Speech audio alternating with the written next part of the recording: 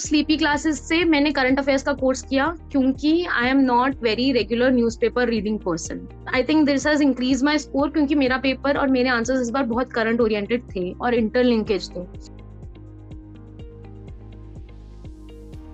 Hello and welcome, Pauravi. First of all, many congratulations at having scored a great rank with political science optional. How has your journey been? If you could just tell students, how did you start? Why did you decide to start? And then how did you start your journey towards UPSC? Yes, ma'am. So I started around 4 years back after my college. This was my fourth attempt. And it was my second mains and first interview that I gave. So basically the journey was not very smooth. There were ups and downs, many failures. But when you start to learn from your failures, when you know that there is a scope of improvement, and this is something that kept me motivated again and again because I could see कि कहाँ पर मुझे काम करना है. And अगर optional की भी बात करें तो बहुत स्कोप था पिछली बार मेंस और इस बार मेंस के स्कोर में. Overall, my main score has increased by 114 this year, total marks. So that ways, in every stage, and in second time in prelims, I could not clear CSAT by 1 mark. So there had been many such shortcomings in my preparation, some leniency as well, from which I learned. So in last, everything was put together for me. And I decided it after 12th standard only when I was looking for certain things. But within the journey, I think I grew a lot and I understood this is what I wanted for myself as my future. So I'm very happy with it.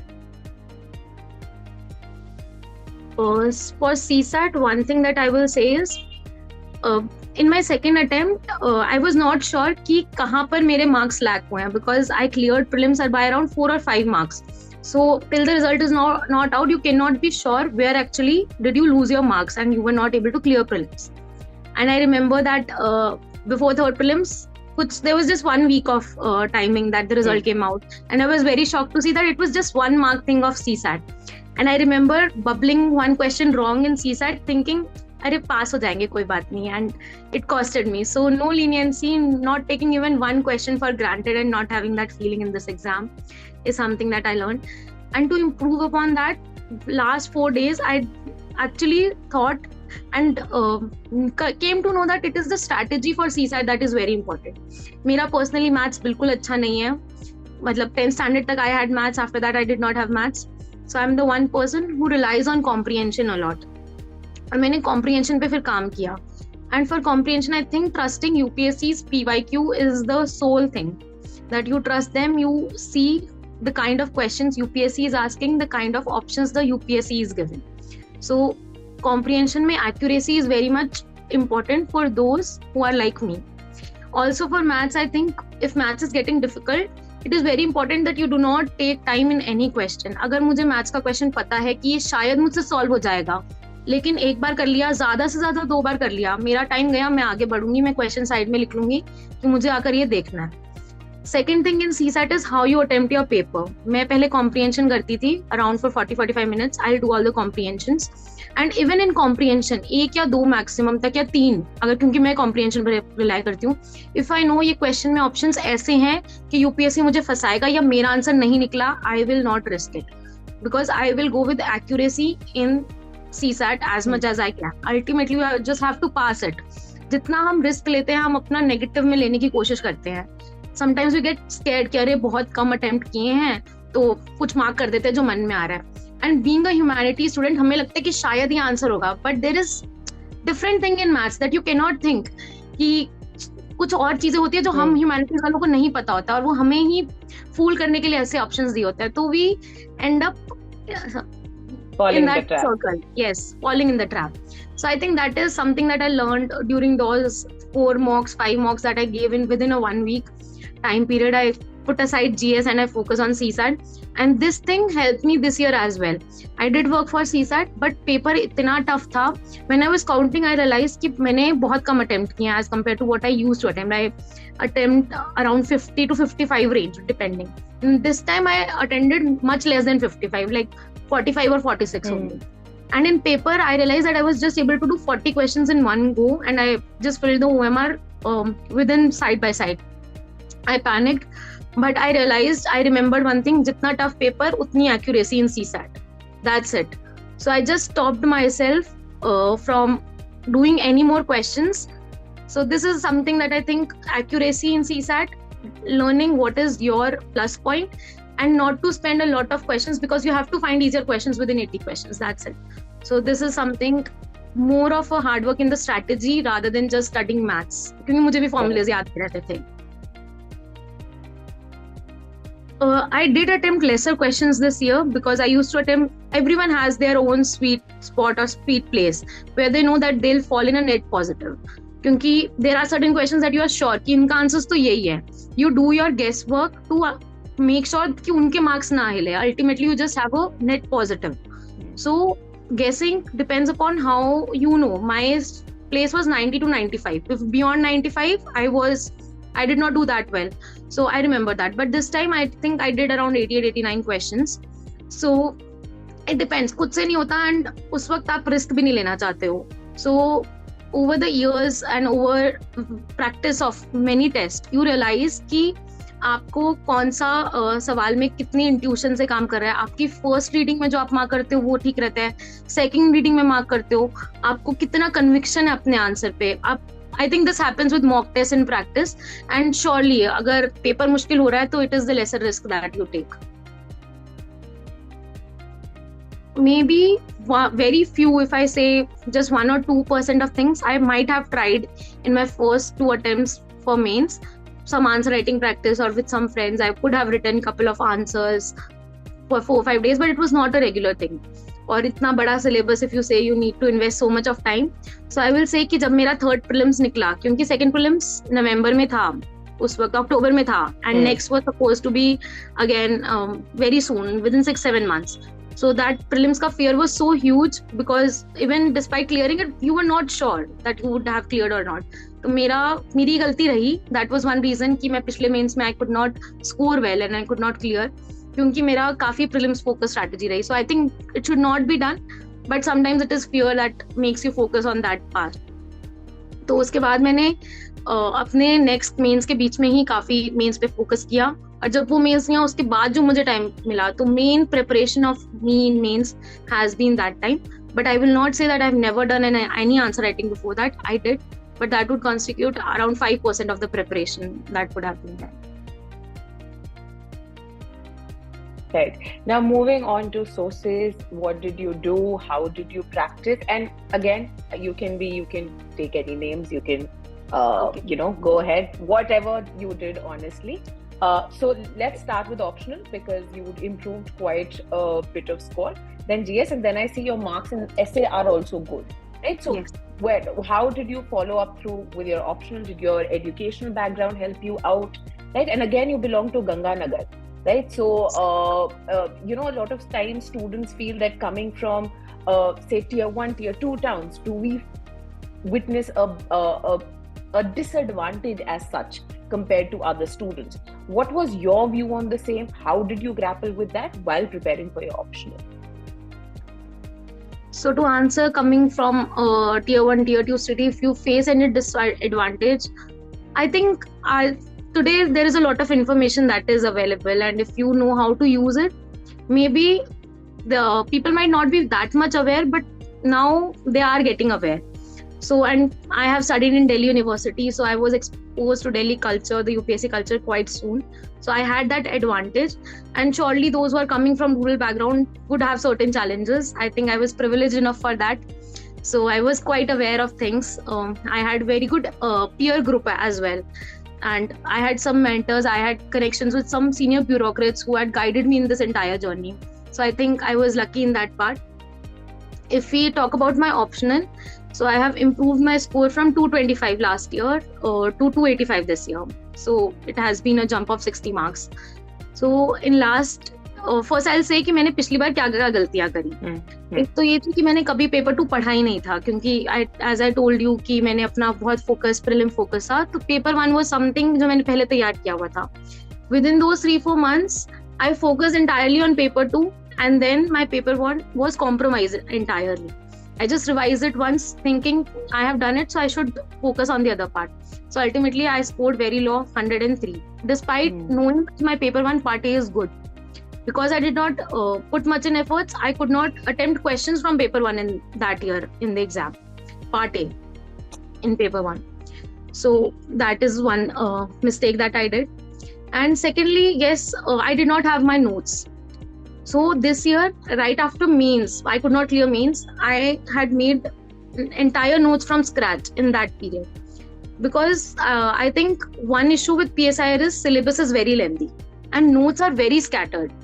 So I am such a person कि अगर आपके पास notes cluttered होंगे तो आपके answers भी cluttered आएंगे, thoughts भी cluttered होंगे. And once your notes are arranged properly and when you revise them, concepts will get ingrained and you will develop better interlinkage. वो अपने आप आंसर में दिख के आएगा. जो फ्लो का हम बोलते हैं कि फ्लो नहीं आ रहा, स्ट्रक्चर नहीं आ रहा, आई थिंक वो मेरी इशू ये जो था वो नोट से बहुत ज्यादा सॉल्व हुआ. क्योंकि आई हैड क्लियर पिक्चर, मेरे पेज पे यहाँ लिखा हुआ है, आई हैड क्लियर रिमेम्बरेंस कि ये मेजर कॉन्सेप्ट्स हैं. मैंने मेरे नोट्स भी ऐसे ही बनाए थे, इंट्रोडक्शन, कंक्लूजन, जो मेन आंसर में पॉइंट्स लिखने हैं. मतलब 90% of the things that were written in my notes were something that you could use in your answers somewhere और देयर. और एक मेजर उस टॉपिक पे आंसर आए तो है ही है. तो वो एक organization of notes is very important. Secondly अगर सोर्सेज की बात करूं तो क्योंकि मेरे पास उसके बाद टाइम था and I knew that PSIR is something that I really need to work upon to get good marks. और GS में भी ठीक था, लेकिन PSIR इज समथिंग मैंने बहुत टाइम दिया अपने पूरे उसमें, and it has helped me in GS2 essay as well. तो it is worth devoting that time. So first is notes में I had done Shubhra ma'am's coaching. तो 1A के लिए तो I relied on her notes, और मैंने थोड़ा इग्नू का मटेरियल देख लिया था. मेरे पास बुक्स पड़ी थी टू एड ऑन कि कुछ इक्वालिटी की डेफिनेशंस हो गई, उनकी टाइप्स हो गई. जैसे I learned about equality of responsibility from a feminist point of view, that they will demand equality of responsibility. We talk of equality of capabilities, equality of wants. So that was something new that I learned and you could add to answers. सो ऐसे कुछ चीजें हो गई. But one thing that I would like to say is इतना भी नई चीजों के पीछे नहीं भागना है कि जो बेसिक चीजें हैं वो हम अपने आंसर्स में भूल जाए. This is something that lot of things people do. और मेरा कोई ऐसा वो नहीं था कि बहुत ज्यादा मुझे चीजों के बारे में पता हो कि मैं, तो I think this work for मी कि मैं जनरलिस्ट लिखती थी. एक दो अच्छे चेरी पॉइंट्स हैं तो है, but don't sacrifice the general and important things for that. फिर अगर 1B की बात करें तो 1B के तो नोट्स काफी स्कैटर्ड थे. तो उसको मैंने ओनली IAS के प्रहार में basically they are consolidated ma'am's notes only, तो मैंने उनको यूज किया था. और फिर मैंने मेरे ही नोट्स बनाए थे बेसिकली, हर FR पे थोड़े नोट्स बना लिए, हर एक चीज पे वो काफी चीजों से यूज कर अलग अलग जैसे जैसे टॉपिक वाइज मिलता गया मैम के नोट्स प्रहार, वो मैंने अपने कंसोलिडेट करती गई. करंट की चीजें जितनी थी, जितने भी फेडरलिज्म के इश्यूज थे, हर एक अलग अलग लिखा. अगर शेड्यूल 7 को रिवाइज करने की बात चल रही है तो क्यों चल रही है, कैसे चल रही है, कुछ एक एग्जाम्पल होगी कि कौन से एरियाज है कि जिनको कॉन्करेंट लिस्ट में डाल देना चाहिए, जिनको हमें वो करना चाहिए. तो you have certain examples with the current oriented things with you in paper 2 in 1B IGP part. Then if we talk of paper 2, it is very dynamic. तो वहां पर भी आई थिंक मैंने मैम के नोट काफी use किए थे, और Prahaar is also very much link to it. फिर उसमें आप करंट एग्जाम्पल्स आप सोचो बहुत ज्यादा, आप लिंक करो 2B को 2A से और 2A को 2B से. थियोरीज के एग्जाम्पल आएंगे 2B से, और 2B में जब आप लिखो तो थ्योरीज लिखो 2A की. वो एक इंटरलिंकेज है कि अगर हम बोल रहे हैं कि हार्ड पावर सिर्फ काम नहीं करती, so you take example of USA withdrawing from Afghanistan, how its only hard power has failed.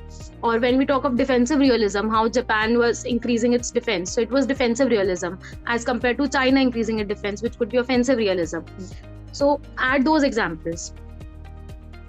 तो दिस, और अगर 2B के सोर्स की बात करूं तो मैंने ओनली IAS का प्रहार पढ़ा था. Basically it is very organized, sorry Prahaar नहीं, ओनली IAS का जो भी मटेरियल है PSIR का, I am sorry for that, तो वो पढ़ा था.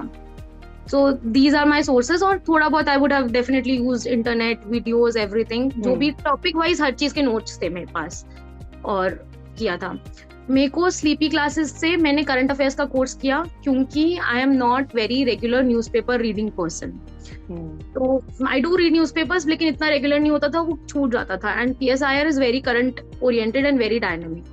तो जो आपके लेक्चर्स थे आई थिंक वो कहीं ना कहीं थ्योरी से लिंक कर देते थे एग्जाम्पल्स को, और हर जगह के सब एग्जाम्पल्स आते थे कि अगर चाइना ने कोई कुछ न्यूक्लियर डील या कुछ न्यूक्लियर चीज की बात भी करी है पाकिस्तान की, so you add those things. तो that is very helpful for me और I think this has increase my score, क्योंकि मेरा पेपर और मेरे आंसर्स इस बार बहुत करंट ओरिएंटेड थे और इंटरलिंकेज थे, तो उन दोनों में ये मदद करी.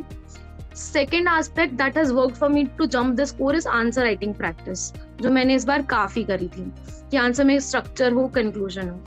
तो बेसिक चीज of answer writing is everyone knows कि आपके डिमांड मीट होनी चाहिए, उसके बिना तो आपको मार्क्स नहीं मिलते. सेकंड, एक फ्लो आना चाहिए जो रिपीटेड रिवीजन से, और एक आप जनरल स्ट्रक्चर सीख लो. और मैम आपने भी अपने जब क्रैश कोर्स में बताया तो आप स्ट्रक्चर जरूर बताते हैं पहले, तो I think that is very good. क्योंकि मेरे केस में maybe I did not use a lot of sources, but how I use crash course was for my answer writing practice, क्योंकि I am not a person who could study much in group. So that is why to have a regular habit of answer writing practice, I'll start the lecture and then you will give a question, I'll pause it there, I'll write my answer.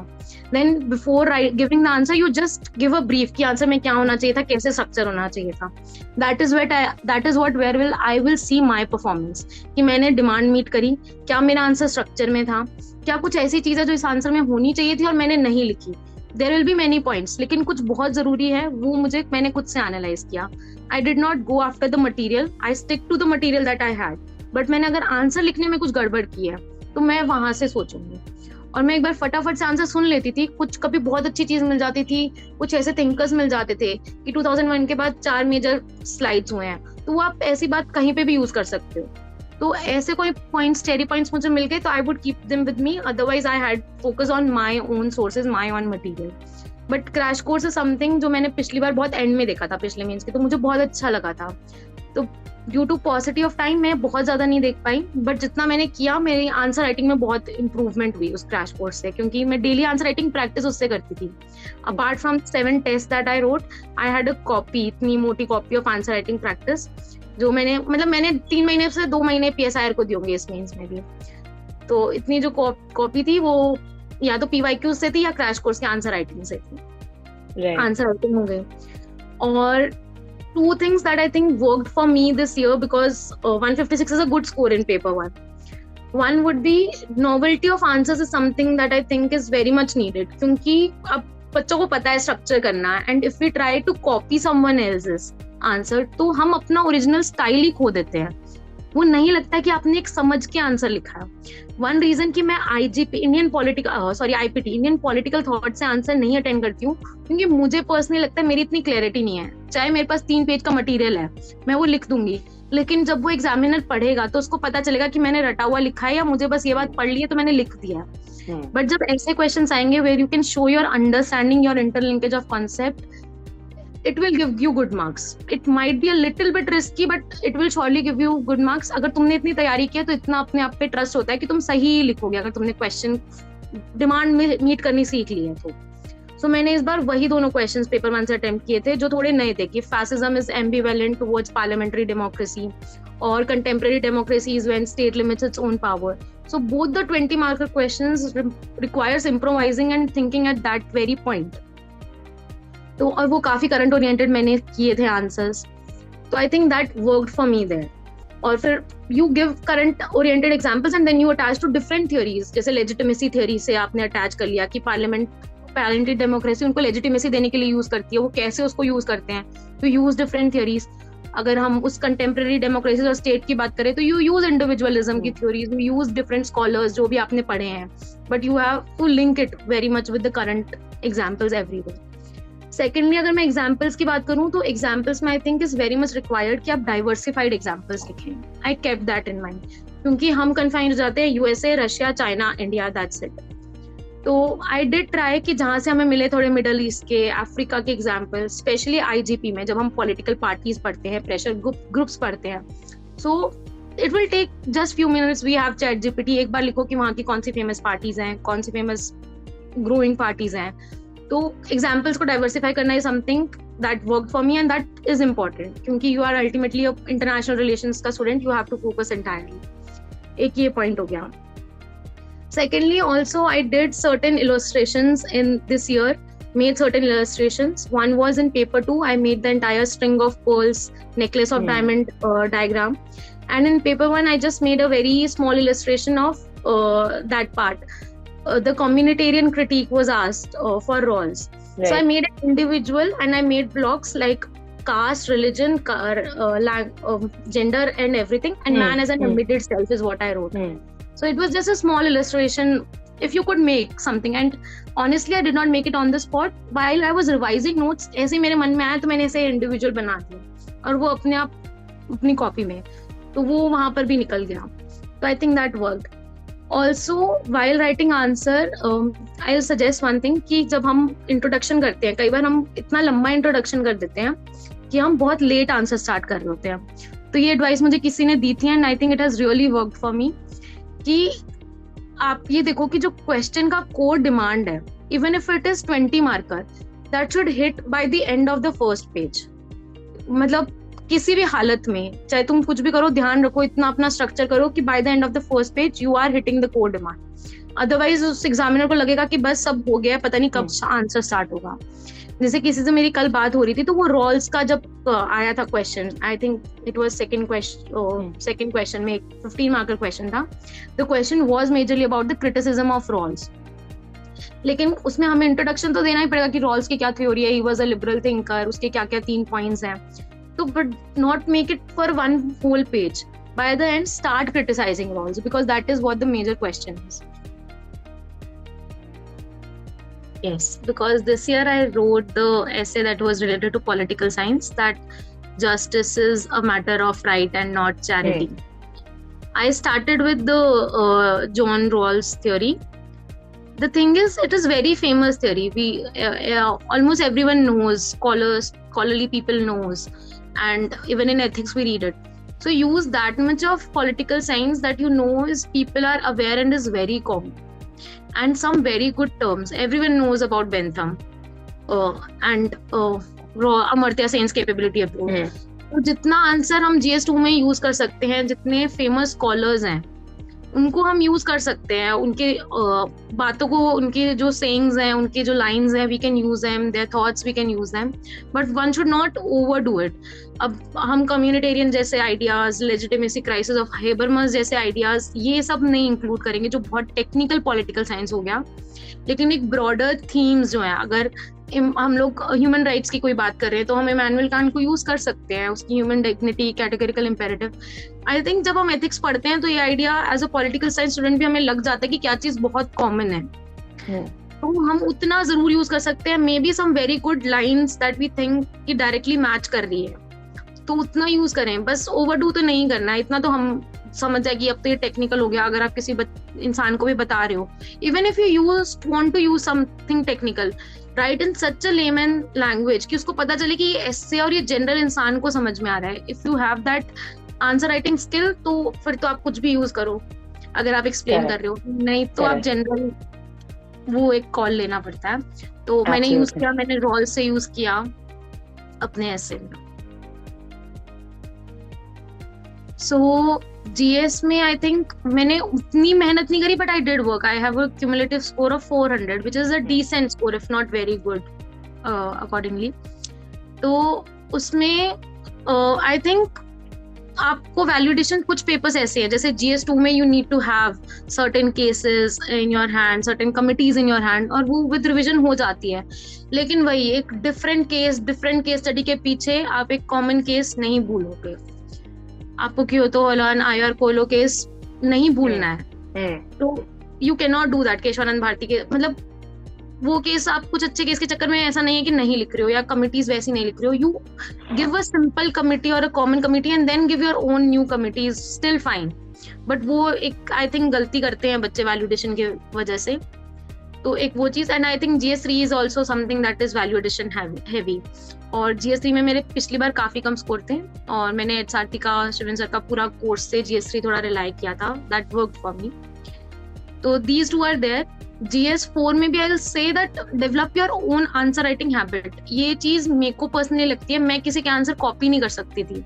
जब मैं तुम पढ़ते तो मुझे लगता है अरे इसने तो ऐसे सोच लिया, मैं तो ऐसे सोच ही नहीं पा रही.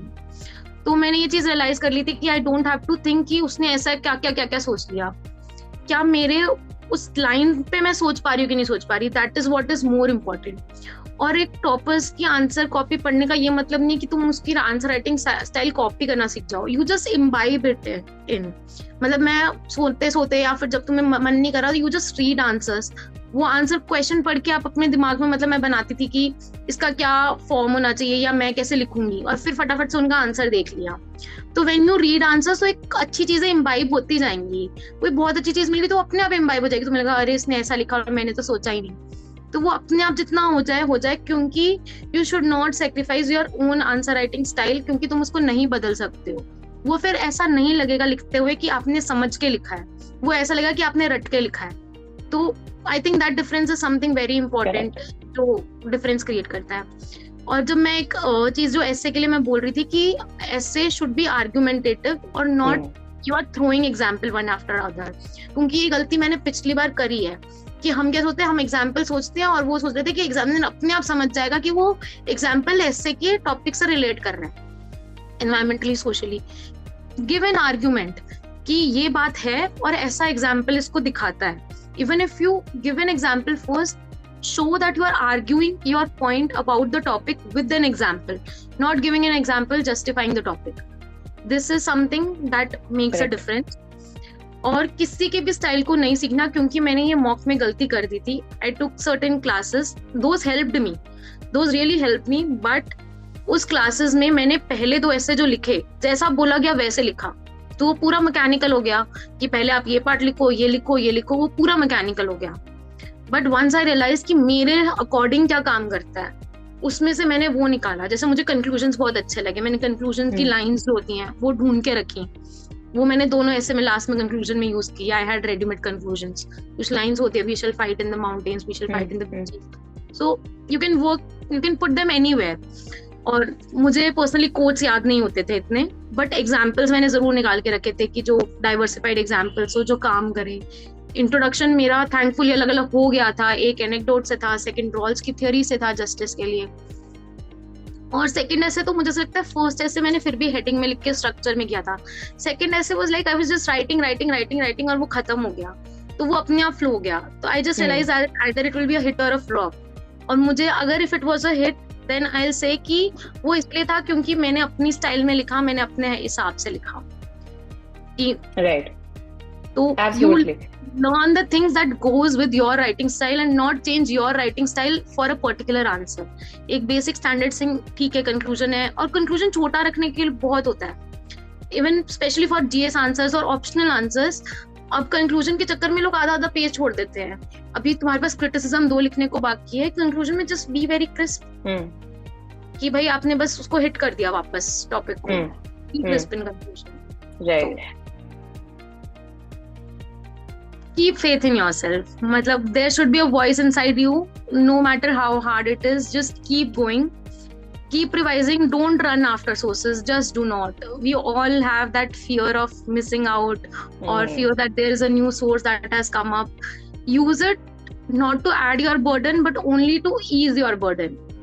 So I think this is very important. I also, in a very later stage, used Sleepy Classes course, and there is a lot of new material. But I knew that I have to rely on my material within these 3 months of means. I use it how I can to add my performance. So जब भी आपको कोई नया source मिल रहा है, कोई नई चीज मिल रहा है, वो बहुत अच्छी है, उसको अपने में एडिशन करो, अपना छोड़ के उसके पीछे मत भागो, क्योंकि ना वो रिवाइज होगा ना पीछे वाला होगा। आई थिंक दिस इज समथिंग जो हर एक केस में काम करता है। तो yes. Chalo, great. Many congratulations to you and your family. Great talking to you, Purvi. Thank you so much.